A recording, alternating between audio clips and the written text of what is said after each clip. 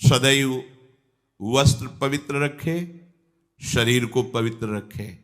ये पशुओं जैसा आचरण करने वाले भजन नहीं कर सकते। ये जो कहते हैं ना भजन में मन नहीं लगता, पवित्रता चाहिए।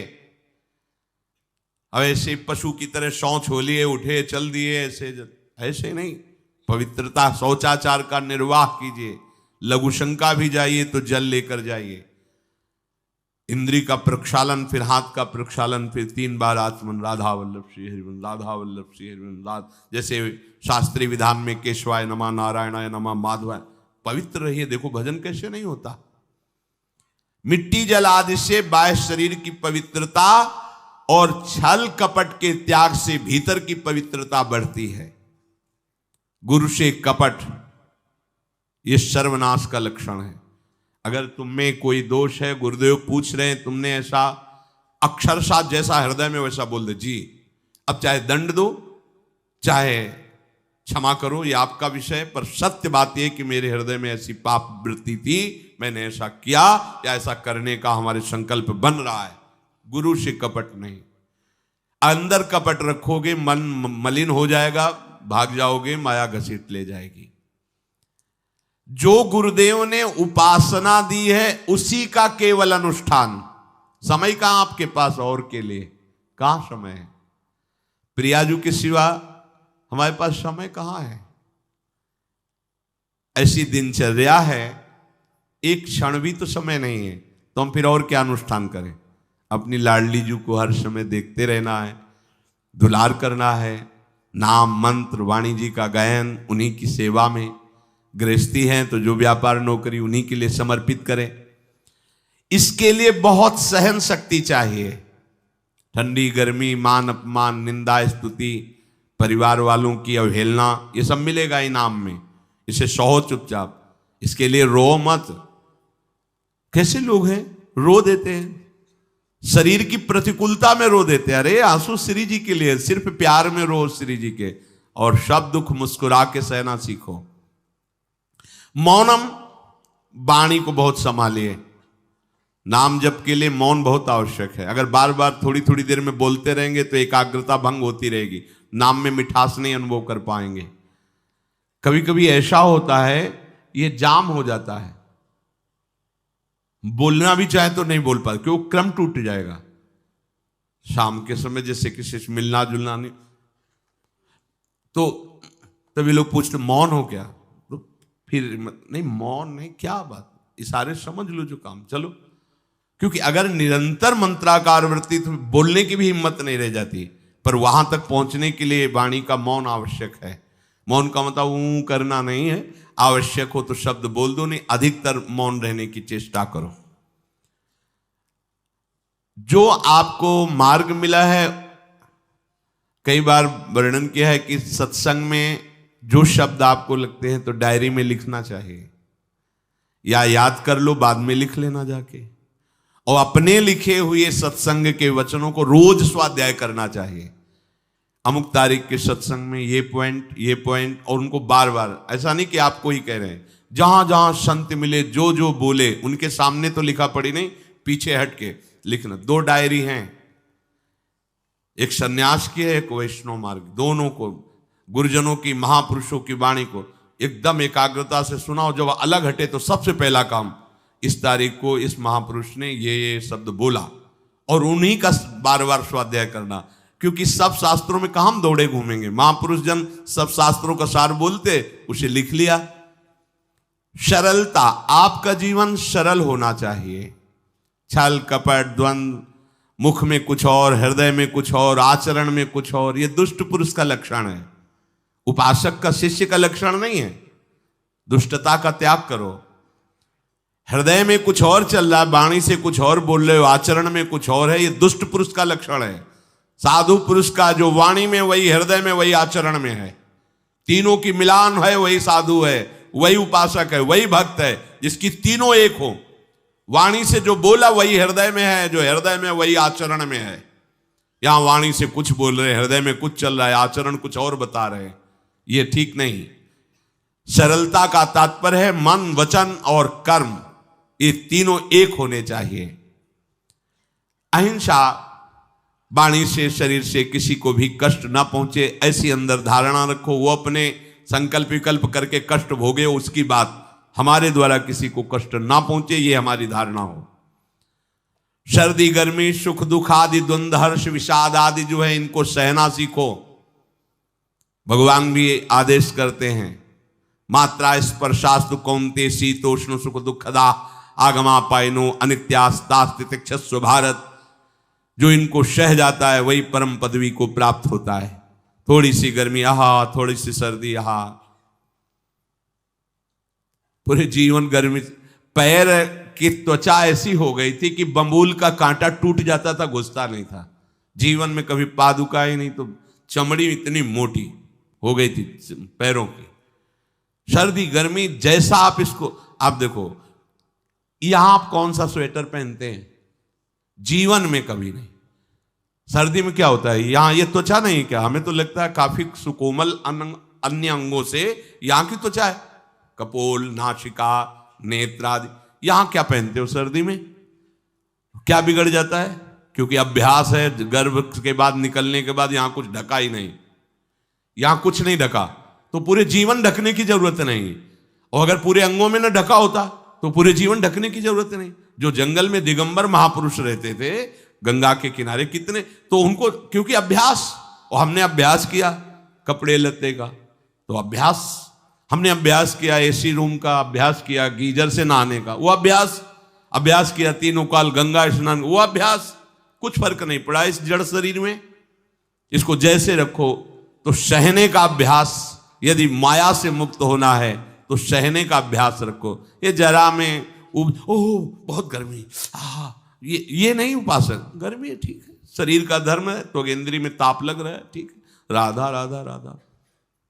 आप कहोगे प्रवचन करने से नहीं होता। कभी बिजली नहीं रखी ईद दाम में, कटवा के रखे थे, बिल्कुल नहीं। जितनी देर होश रहा आंख का हाथ से पंखा कर लिया, नहीं तो बस राधा राधा राधा, जो मिला मांग के खाया, कुछ आसन पे लेट। प्रवचन ही केवल नहीं रहे, अब तो जैसे जोई जोई प्यारो करे सोई मोहि भावे। नहीं, जानबूझ करके अपने शरीर को अधीन नहीं करना चाहिए। सुविधाओं की अधीनता, तुम भोगता नहीं, सुविधाएं तुम्हें भोग रही हैं। जितना तुम सुविधा भोगी बन जाओगे उतना तुम कमजोर हो जाओगे। सीधे प्रकृति का वार सहो, तुम महात्मा सुदृढ़ बलवान हो जाओगे। तुम्हारे आगे समर्थ शब्द लग जाएगा। जो प्रकृति के और विकारों के वेगों को सीधे सहता है उसे महात्मा कहते हैं। समहात्मा सुदुर्लभा यम ही न व्यत्यंते पुरुषम पुरुषर्षभ सुख दुख समा। जिसका सुख दुख समान भाव, किसी भी वेग की व्यथा से हृदय व्याकुल नहीं होता, वो भगवान को प्राप्त करने का अधिकार प्राप्त कर लेता है। इसलिए सहनशीलता। सर्वत्रात्मनेश्वरान वीक्षाम कैवल्य मनिकेतताम विवक्त चीर वसनम संतोषम एन केनचित। ये ध्यान रखो कि तुम कभी प्रभु से अलग नहीं हो।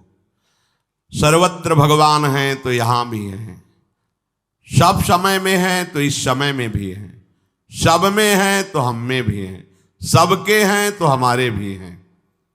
हम कभी भी प्रभु से बिलग नहीं हूं। एकांत सेवन तुम्हारा स्वभाव बन जाना चाहिए। चाहे जो हो, थोड़े समय के लिए तो एकांत बैठो। एकांत मिला तो मोबाइल का संग कर लिया, एकांत मिला तो मित्र बना लिए, बैठ के प्रपंच वार्ता कर रहे हो। नहीं, अगर भगवत प्राप्ति करनी, माया मुक्त होना है तो एकांत एकांत ही होना चाहिए। भले 100 लोग हैं, हमारा किसी से कोई संबंध नहीं, और हम बैठे हैं अपने आराध्य देव के चिंतन में, हम एकांत हैं। और गुफा में बैठे हैं, शरीर एकांत है, मन से चिंतन संसार का हो रहा है, प्रपंच में है, एकांत में नहीं है। एकांत शब्द का अर्थ समझना चाहिए। हम एकांत को सीधे गुफा या कहीं एकांत, ऐसे एकांत का अर्थ है एक के सिवा दूसरा कोई नहीं, अर्थात एकमात्र भगवत चिंतन में डूबा हुआ उपासक। बाजार में बैठा हुआ भी एकांत है, सभा में बैठा हुआ एकांत है, और प्रपंच का चिंतन करने वाला बंद कमरे में भी प्रपंची है, गुफा में भी प्रपंची है। जहां आप रह रहे हो उसे ये मेरा घर है ऐसी भावना का त्याग कर दे। अनिकेत ये भगवान का दिया हुआ वास स्थान है। कुछ समय के लिए इसमें शरीर निर्वाह कर रहे हैं, ये भी छूटेगा और ये भी छूटेगा। जैसे स्टेशन में बैठा आदमी आराम से, पर वो बैठा इंतजार कर रहा है कि कब हमारी गाड़ी आवे और उस पर हम यात्रा करें। बस ऐसा ही कुछ स्टेशन जैसा विश्राम है। कब मृत्यु आवे, शरीर छूटे, हम प्रिया प्रीतम को प्राप्त हो। ये न मेरा था, न मेरा है, न मेरा रहेगा। ये न मेरा था, न मेरा है, न मेरा रहेगा। गृहस्थ हो तो पवित्र वस्त्र पहने, और त्यागी हो तो जैसे मिल जाए भगवत कृपा से वैसे वस्त्र पहने। प्रारब्ध के अनुसार तुम्हें जैसी व्यवस्था मिली उसमें संतोष करना सीखो, मांग मत रखो। प्रभु की प्राप्ति के लिए खास बात ध्यान रखनी है, अपनी उपासना में दृढ़ श्रद्धा रखो और सर्वश्रेष्ठ भाव रखो, पर दूसरे किसी की भी निंदा न करो। अगर किसी की भी निंदा करोगे तो फिर माया तुम्हें मुक्त होने नहीं देगी। मन को, वाणी को, शरीर को संयम में रखो, अर्थात भगवत भजन, भगवत वार्ता और मौन। मन का संकल्प विकल्प रहित होना, विषयों का चिंतन न करना, प्रभु के रूप का, नाम का, धाम का, लीलाओं का चिंतन करना। शरीर का शास्त्र संयम से वर्ताव करना। अब माया मुक्त होते चले जाओगे। इनमें किसी में भी त्रुटि ना हो, सावधानी रखो। अपनी इंद्रियों को सावधान रखो, किसी के दोष न देखने पावे। कोई गलत चेष्टा देखेंगे तो ये भी गलत करने के लिए तैयार हो जाएंगी। हे राजन, श्रवणम कीर्तनम ध्यानम हरेरद्भुत कर्मणः जन्म कर्म गुणानां च तदर्थे अखिल चेष्टिता। श्री भगवान के बड़े अवतार हुए हैं, बड़ी अद्भुत अद्भुत लीलाएं हैं। प्रभु का प्रकट होना, लीला करना, दिव्य गुणों का वर्णन। यदि आप इनको गाएंगे लीलाओं को और श्रवण करेंगे तो मोह की बात क्या, महामोह का भंजन हो जाएगा। बड़ी सामर्थ्य भगवान के चरित्रों की, महिमा बड़ी है। अगर इनको आप सुनेंगे, बार बार सुनेंगे, तो आपको और कोई साधन करने नहीं पड़ेंगे, अपने आप सब साधन प्रकाशित हो जाएंगे। जहां कहीं कभी भी किसी का उद्धार की बात आई है तो भगवत चरित्र सुनने से ही आई है। शरणागति श्रवण से ही प्रारंभ होती है, भक्ति भी श्रवण से ही प्रारंभ होती है, पूर्णता भी श्रवण से ही होती है। श्रवण सुजस सुनी आयऊं, और श्रवणम कीर्तनम स्मरणम। पहला श्रवण, खूब भगवत चर्चा सुनने का स्वभाव बना लेना चाहिए। पर देखा जाता है कि 20 वर्ष भगवत चर्चा सुनने पर रंग नहीं आता, क्योंकि ये तो बना लिया स्वभाव कि जहां भी कथा हो रही सुन रहे, और बाद में निकले तो बख्शते वो किसी को नहीं, सबकी निंदा करते। बस किसी एक की प्रशंसा, एक की निंदा, तुम्हारा सारा का सारा सत्संग बेकार हो गया। अगर सत्संग को सुरक्षित रखना है तो ना किसी की स्तुति, ना किसी की निंदा, जो सुना है उसको अपने जीवन में मनन करते हुए उतारे। प्रभु की लीलाओं का श्रवण और प्रभु के नाम का कीर्तन और प्रभु के रूप का ध्यान, ये 3 बातें बहुत जल्दी भगवत प्रेम प्रकट कर देती है। ये 3 बातें बहुत जल्दी भगवत प्रेम प्रकट कर देती हैं। प्रभु के अवतार लीला चरित्रों का खूब गायन करे, खूब श्रवण करे। भगवान की अवतार लीलाएं भी हैं और प्रभु की प्रेममय निकुंज लीलाएं भी हैं। तो अगर आपका निकुंज लीला में प्रवेश नहीं है तो प्रथम सुने भागवत, भक्त मुख भगवद वाणी। भगवान के अवतारों का, भगवान की अवतार लीलाओं का श्रीमद् भागवत में खूब बढ़िया वर्णन है। पढ़ो, सुनो, क्या होगा इससे? मोह का नाश हो जाएगा। दूसरी बात, नाम कीर्तन, ये तो महान अमृत है। बिल्कुल विश्वास कर लो, नाम कीर्तन अमृत है। ताली बजा के, मंजीरा बजा के, ढोल बजा करके, नाच करके, जैसे बने, अकेले, चार लोग, जैसे बने, नाम संकीर्तनम यस्य सर्व पाप प्रणाशनम। देखो, भगवत चर्चा ने महामोह का नाश कर दिया और भगवान नाम कीर्तन ने सब पापों का नाश कर दिया। नाम संकीर्तनम यस्य सर्व पाप, सर्व, पीछे बीच में जो भी जमा संचित कृम सबको भस्म करने की सामर्थ्य नाम कीर्तन। ये जो राधा राधा आप बोलते हैं, बहुत अमृत है, बहुत अमृत। और प्रभु के रूप का ध्यान, ये तीन बातें बहुत जल्दी माया मुक्त कर देंगे, आपको भगवत प्राप्ति करा देंगे। प्रभु के रूप के ध्यान के लिए ही दिव्य श्यामा श्याम ने बिहारी जी का रूप धारण किया। ये किसी मूर्तिकार की रचना नहीं है। श्री राधा रमण जी सरकार, राधा वल्लभ लाल जी महाराज, श्री बांके बिहारी लाल जी महाराज, ये साक्षात प्रगट ठाकुर है। प्रिया प्रीतम हमारी दृष्टि में सामर्थ्य नहीं कि देख सके, वो तो हरिवंश नेत्रों से देखे जाते हैं।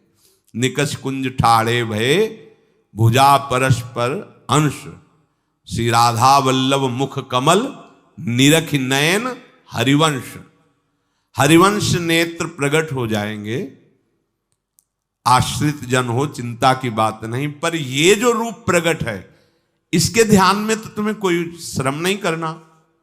बिहारी जी महाराज, राधा वल्लभ जी महाराज, राधा रमण जी महाराज, भर नेत्र देखो और अपने नेत्र के कैमरा से खींच लो फोटो।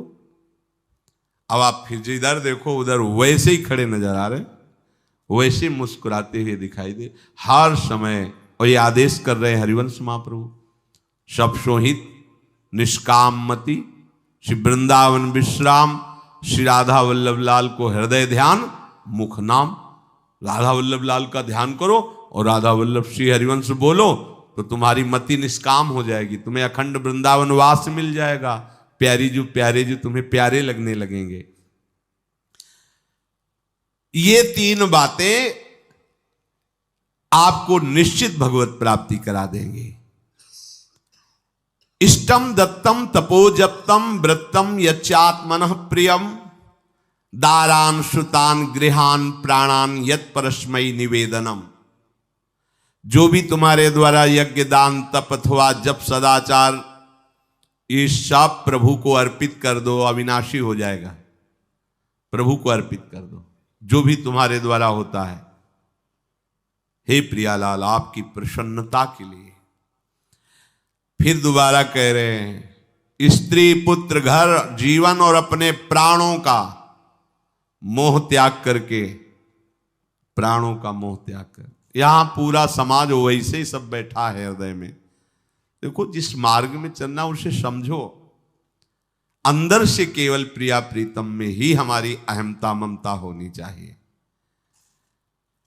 प्रभु सच्चिदानंद श्री कृष्ण चंद्र जी को अपना प्राण प्रीतम मानने के लिए ये जितनी जगह आप अपनापन किए हैं समेटना पड़ेगा। सबकी ममता ताग बटोरी, मम पद मन ही बांध बर डोरी। लाडली लाल के लाडले तो कोई बिरले दिखाई देते हैं, प्रिया प्रीतम के जन तो कोई बिरले दिखाई देते हैं। नहीं धन बल, परिवार बल, बुद्धि बल वही घसल करके चले जाते हैं। अरे यहां तप बल भी काम नहीं करता, और बल तो जाने दो। यहां हारे को हरे नाम, हार गए, गले पड़ गए। गले पड़ जाओ, बढ़िया, इसी जन्म में कल्याण हो जाएगा। गले पड़ जाने का मतलब, जैसे कोई गले पड़ रहा हो तो उसका मतलब समझते हो, मारो पीटो गाली दो भगाओ। नहीं भागे, वो गले पड़ गए। बोले आप क्या करें, गले ही पड़ गए, आप क्या करें। ऐसे ही पूज्य श्री स्वामी राम सुखदास जी महाराज कहते, श्री कृष्ण के गले पड़ जाओ भैया, इसी जन्म में तुम्हारा कल्याण हो। भगवान के गले पड़ जाओ। गले आप तो जैसे भी अब आपके हैं, अब तो हम खूब अल्लाह मचा कहेंगे कि राधा वल्लभ लाल के हैं, तुम्हें अपनी इज्जत बचा लियो तो सुधार लो हमें, समझ गए। ये है गले पड़ला। हाउ कहावत, लंबा तिलक लगाएंगे और जय राधा वल्लभ लाल की बोलेंगे, और आपके लायक तो हम हैं नहीं। अब आपको अपने लायक बनाना कि आपका दास कैसा होता है, तो आपको बनाने के लिए कोई मशीन की जरूरत नहीं, आप ऐसे बना दोगे, बना देना। अब आपके गले पड़ गए, आप ही हमारी इज्जत हो, आप ही हमारे जीवन हो, अपनी इज्जत संभालनी हो तो हमें संभाल लेना। वो संभाल लेते हैं। वो मच्छर को ब्रह्मा बना देते हैं, घोर पापी को ब्रह्म ऋषि बना देते हैं, उनके लिए कोई दुर्लभ बात नहीं। पर जब तक अहंकार है तब तक उनकी तरफ से ये प्रोसेस शुरू नहीं होता। जब हार गया और गले पड़ गए, फिर वो बड़े बड़े महात्माओं के द्वारा भी बंदनी हो जाते हैं। यदि इसी जन्म में भगवत प्राप्ति करनी है तो ये काम तो आपको बड़ी जल्दी कर लेना है। जहां जहां हमारी ममता है उसे प्रभु के चरणों में लगानी ही पड़ेगी। चूक करोगे, वही ममता की डोर मन को घसीट लेगी और अब अगले जन्म का विधान बना देगी। यदि आपको इसी जन्म में भगवत प्राप्ति करनी है